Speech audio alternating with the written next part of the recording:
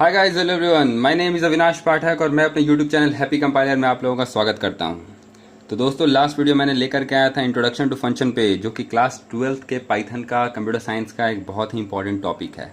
इसे आप first chapter भी कह सकते हैं, क्योंकि फर्स्ट जो दो चैप्टर हैं पाइथन के वो रिवीजन है क्लास 11 के, मतलब बेसिक्स। यहाँ से स्टार्ट होता है 12th का मेन टॉपिक। तो इंट्रोडक्शन टू फंक्शन मैंने बता दिया था, फंक्शन क्या होता है, कैसे उसे हम यूज़ करते हैं प्रोग्राम में। तो आज अगले टॉपिक की तरफ बढ़ते हैं कि फंक्शंस के अलग अलग टाइप हैं क्या। और तो इस टॉपिक में हम लोग कवर करने वाले हैं डिफरेंट टाइप्स ऑफ फंक्शंस क्या क्या हैं। फिर जैसे लास्ट टॉपिक मैंने आपको बताया था कि फंक्शन कॉल कैसे करते हैं, तो मैं एक एग्जांपल के थ्रू आपको ये समझाऊंगा कि फंक्शन कॉल कैसे होती है। और एक्चुअल पैरामीटर और फॉर्मल पैरामीटर, दो टर्म था वहां पर, आर्ग्यूमेंट्स या पैरामीटर सेम ही चीज होती है। तो एक्चुअल पैरामीटर और फॉर्मल पैरामीटर में क्या डिफरेंस है वो भी मैं आपको बताने वाला हूँ। चलिए बढ़ते हैं। तो टॉपिक है आज की types of functions in Python. तो functions in Python is categorized into 3 groups. Mainly जो फंक्शंस होते हैं पाइथन में, पाइथन प्रोग्रामिंग में, वो 3 तरीके के होते हैं। आप पाइथन नहीं, ये किसी भी टॉपिक में आप बोल सकते हो, किसी भी प्रोग्रामिंग लैंग्वेज में मेनली ये 3 तरीके के फंक्शंस होते हैं। पहला होता है built in functions. Built in function कहने का मतलब होता है, इस वर्ड बिल्ट इन कहने का मतलब है ऑलरेडी उसमें इंस्टॉल्ड होना। इंस्टॉल्ड वर्ड मैंने यूज किया, एक्चुअली इंस्टॉल्ड वर्ड हम नहीं बोल सकते हैं, कंपाइलर में पहले से मौजूद होना। तो बिल्ट इन फंक्शन कहने का मतलब है वैसे फंक्शंस जो कि कंपाइलर में पहले से ही मौजूद हैं। तो predefined functions and are always available for use. ये ऐसे फंक्शंस है जो कि जैसे ही आप पाइथन की प्रोग्रामिंग स्टार्ट करोगे आप डायरेक्टली इन फंक्शंस को यूज कर सकते हो। तो ये सब फंक्शंस के बारे में हम पहले पढ़ चुके हैं। प्रिंट नॉर्मल है, print function, length to calculate the length of anything, string length, list, tuple, किसी का भी लेंथ कैलकुलेट करते हैं हम लोग। फिर थर्ड है इनपुट, टू टेक इनपुट। तो ये सब कॉमन फंक्शंस हैं जो कि पाइथन के पास अवेलेबल हैं any time for our use. तो ऐसे फंक्शंस को बिल्ट इन फंक्शंस बोलते हैं। नेक्स्ट जो हम लोग आते हैं वो है फंक्शंस डिफाइंड इन मॉड्यूल्स। ये टॉपिक हम अभी तक नहीं पढ़े हैं, इसका यूज हम पढ़ चुके हैं। मैं आपको समझाऊंगा जब, तो आप समझ जाएंगे। लेकिन मॉड्यूल्स जो है ये हम नहीं पढ़े हैं। ये हमारा चैप्टर नंबर 4 है। तो जब हम लोग 4th चैप्टर में मूव करेंगे, जो कि नेक्स्ट चैप्टर है फंक्शन का, तो उसमें मॉड्यूल में आपको डिटेल में समझाऊंगा। बस अभी आप कॉमन चीज समझिए। तो मॉड्यूल्स क्या है? Predefined but under some particular module. देखिए ये भी प्री डिफाइंड है। प्री डिफाइंड कहने का मतलब इस फंक्शन को भी मैं नहीं, मतलब हम लोग यूजर नहीं बनाए हैं, ये फंक्शंस पहले से अवेलेबल है। लेकिन कुछ लिमिटेशंस इसके क्या है कि वो कुछ मॉड्यूल्स के अंदर अवेलेबल है। जब तक आप उन मॉड्यूल्स को इंपोर्ट नहीं करेंगे, and can only B use when that module is imported, जब तक आप उस मॉड्यूल को इंपोर्ट नहीं करेंगे अपने प्रोग्राम में, तो आप लोग इस फंक्शन को यूज नहीं कर पाएंगे। तो देखिए मैंने लिखा we will discuss module in chapter next chapter. Sorry, यहाँ गलती हो गई, थोड़ी टाइपिंग मिस्टेक। तो एग्जांपल के लिए मैं बताता हूँ फंक्शन डिफाइंड इन मॉड्यूल्स क्या है। कि इफ इंपोर्ट मैथ मॉड्यूल, जो कि आई होप आप क्लास 11 में जरूर ये प्रोग्रामिंग किए होंगे कि आप लोग इंपोर्ट मैथ करते होंगे। तो मैथ मॉड्यूल इंपोर्ट करने के बाद में we can use sine, SQRT to calculate the square root, this is to get a sine value of any number. ठीक है, SQRT power to calculate the power of a number, मतलब power calculate करने के लिए। तो ये सब सारी जो चीजें हैं ये सब मॉड्यूल्स के अंदर हैं। और ये तीनों फंक्शंस किसके हैं? मैथ मॉड्यूल के अंदर। तो ऐसे आप बहुत सारे अलग अलग मॉड्यूल्स हैं। मैथ मॉड्यूल हो गया, रैंडम मॉड्यूल हो गया। तो ये जब मॉड्यूल चैप्टर हम लोग पढ़ेंगे तो डिटेल में पढ़ेंगे। थर्ड जो इंपॉर्टेंट है, सबसे इंपॉर्टेंट, क्योंकि ये फंक्शंस हम लोग पढ़ने वाले हैं और इसी के ऊपर हमारा पूरा चैप्टर है, यूजर डिफाइंड फंक्शंस। तो जैसा कि नाम ही सजेस्ट कर रहा है, यूजर डिफाइंड, जो कि हम लोग यूजर, एंड यूजर डिफाइन करने वाले हैं। तो this are defined by the programmer according to need of program. जैसी मुझे जरूरत रहेगी प्रोग्राम में, वैसा फंक्शन में डिफाइन करने वाला हूं। ठीक है, तो आई होप आप समझ गए होंगे कि बिल्ट इन फंक्शंस क्या है, जो कि ऑलरेडी पहले से प्री डिफाइंड है सिस्टम में, और उसके लिए मुझे किसी मॉड्यूल्स, किसी चीज की जरूरत नहीं है। फिर मॉड्यूल्स जो कि फंक्शंस जो कि मॉड्यूल्स के अंदर होते हैं, तो उसके लिए मॉड्यूल को इंपोर्ट करना पड़ेगा। और थर्ड यूजर डिफाइंड, जो कि हम लोग पूरे इस चैप्टर में पढ़ने वाले हैं कि कैसे क्रिएट करना है। चलिए बढ़ते हैं अगले टॉपिक की तरफ। तो देखिए ये कॉलिंग फंक्शन इन पाइथन, मैंने लास्ट डे आपको 2 प्रोग्राम्स दिए थे। जो लास्ट वीडियो था हमारा, उसमें मैंने आपको 2 प्रोग्राम्स दिए थे। एक प्रोग्राम था जिसमें हमें कैलकुलेट करना था सिंपल इंटरेस्ट, जो कि ये है। ठीक है, और एक प्रोग्राम था जिसमें आपको ऐड करना था 2 नंबर्स को। तो आई डोंट नो मतलब कितने लोग आप लोगों में से किए हैं, क्योंकि अगर आप प्लीज करते हो, जो भी काम अगर मैं आपको दे रहा हूं अगर आप करते हो, तो आप उसका मतलब स्क्रीनशॉट या फिर आप उसे भेज सकते हो मेरे पास, ताकि मैं चाहूं तो उसे करेक्ट करके भी, अगर उसमें कुछ इनकरेक्शन हो रहा होगा तो मैं आपको उसका रिटर्न करूंगा। और जिनकी प्रॉपरली रन हो गई है तो कोई इश्यूज नहीं है, वेरी गुड, आप बहुत अच्छा प्रोग्रामिंग कर रहे हैं। तो चलिए बढ़ते हैं। देखिए इस पार्ट में आपको कॉलिंग फंक्शन इन पाइथन में बहुत सारी चीजें आपको दिख रही होंगी जो कि लिखा हुआ है। अब आपको मैं एक एक करके समझाता हूं, आप बड़े ध्यान से समझिए। तो देखिए प्रोग्राम तो सिंपल सा है, डिफाइन इंटरेस्ट, मुझे 3 आर्गुमेंट चाहिए ना, PRT principal rate and time, 3 चाहिए सिंपल इंटरेस्ट कैलकुलेट करने के लिए, और ये हमारा फॉर्मूला है एसआई का। अब ये देखिए ये एसआई जो है ये वेरिएबल नेम है, यहाँ पे भी कुछ भी हो सकता था, और ये भी वेरिएबल नेम है INTRST। जो लास्ट वीडियो था उसमें मैंने क्या यूज किया था, FUNC, अभी INTRST, लेकिन डेफ हमारा फिक्स है क्योंकि डेफ कीवर्ड है टू डिफाइन अ फंक्शन। ठीक है, तो SI equals to P into R into T divide by 100 और रिटर्न SI। Very good. तो ये पूरा हमारा फंक्शन डेफिनेशन था। This is function definition which take arguments from main part of program.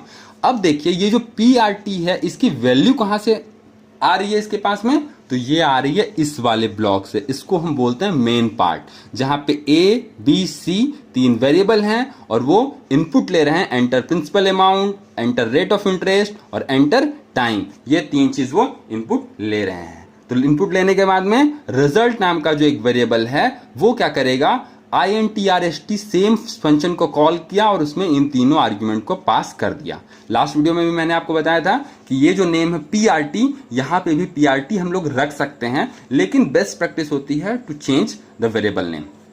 अब देखिए यहां पर क्या है, ये जो रिजल्ट है ये क्या है, ये है वेरिएबल टू कॉल फंक्शन। ये इसी लाइन को हम लोग बोलते हैं कॉलिंग अ फंक्शन। ये जो लाइन है इसी लाइन को बोला जाता है कॉलिंग अ फंक्शन, क्योंकि क्या हो रहा है यहाँ पे कि इस वेरिएबल में आप इस फंक्शन को कॉल कर रहे हो, इंटरेस्ट फंक्शन को यहाँ पे आप बुला रहे हो, तो बुलाने के बाद में इसको वैल्यू आप प्रोवाइड कर रहे हो। ठीक है, तो जो भी वैल्यू रिटर्न होगी ना, जो भी फंक्शन रिटर्न करेगा वो वैल्यू आकर के इस वेरिएबल में स्टोर हो जाएगी। बहुत मतलब थोड़ा कॉम्प्लिकेटेड अगर हो तो मैं फिर से ये सब डिटेल में समझा देता हूं। ये वाली जो लाइन हमारी, ये लाइन है फंक्शन कॉल, जो कि INTRST नाम के फंक्शन को कॉल कर रहा है। ठीक है, सेम फंक्शन नेम है तो कॉल कर रहा है। इसे 3 आर्गुमेंट चाहिए, तो ये देखिए हमारे पास यहाँ 3 ही है। ये भी आपको ध्यान रखना है कि अगर यहाँ पर 3 है तो यहाँ भी 3 ही पास होना है। अगर आप कम कर देते हैं तो आपका फंक्शन इम्प्रॉपर रिजल्ट देगा। ठीक है, फिर जो रिटर्न स्टेटमेंट है, इस रिटर्न का जो SI का जो वैल्यू है वो आखिर कहां रिटर्न करेगा, तो वो रिटर्न करेगा इस रिजल्ट में, रिजल्ट कैच करेगा इसको। क्यों, क्योंकि रिजल्ट वेरिएबल ने ही इंटरेस्ट फंक्शन को कॉल किया था। अब शायद आप बिल्कुल समझ गए होगे, अगर आप अभी भी नहीं समझे होगे तो बताना आप, मैं मुझे कमेंट जरूर करना, मैं इसे और थोड़ा डिटेल में से पार्टिकुलरली इसी टॉपिक के ऊपर एक वीडियो लेकर के आऊंगा।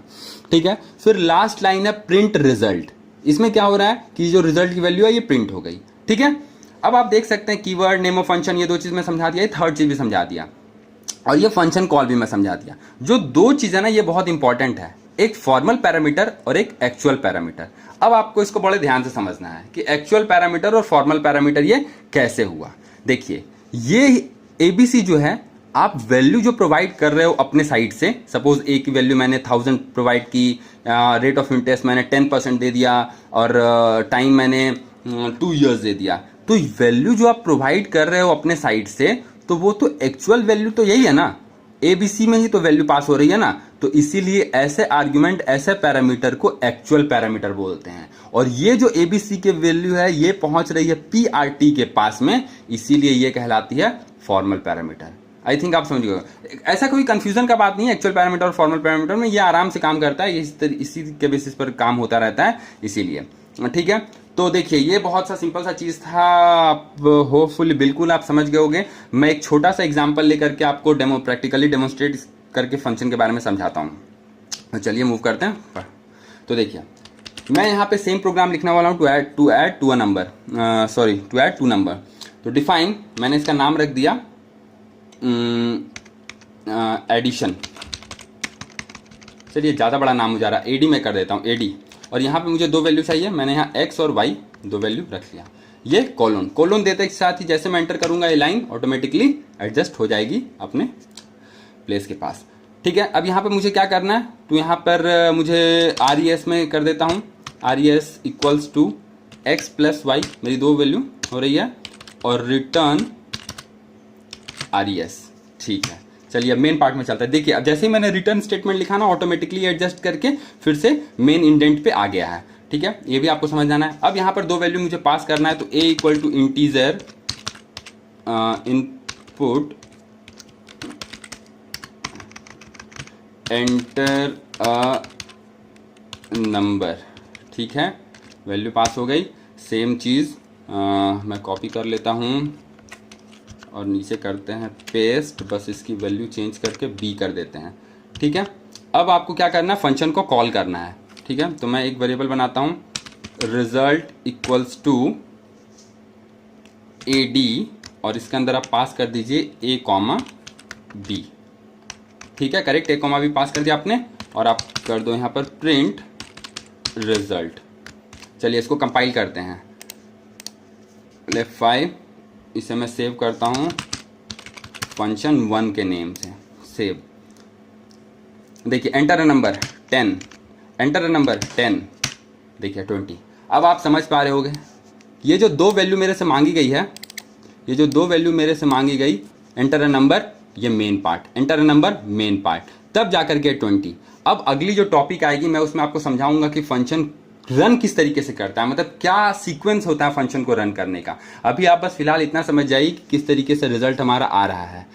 तो आई होप आप क्लियरली इस टॉपिक को समझ गए होंगे। इस टॉपिक का मेन जो कॉन्सेप्ट था वो था कि डिफरेंट टाइप्स ऑफ फंक्शन क्या क्या होते हैं और हम लोग यूजर डिफाइंड फंक्शन क्रिएट कैसे करते हैं। प्रैक्टिकली मैं डेमोस्ट्रेट करके आपको समझाना चाह रहा था। तो thank you for watching guys, और जो अब तक नए हैं मेरे चैनल में, जो पहली बार देख रहे हैं मेरे वीडियोस को, प्लीज सब्सक्राइब करें मेरे चैनल को, और लाइक बटन के साथ साथ बेल आइकन जरूर आप प्रेस करें, क्योंकि आपको नए नए वीडियोस के इन्फॉर्मेशन मिलते रहेंगे। तो थैंक यू वेरी मच।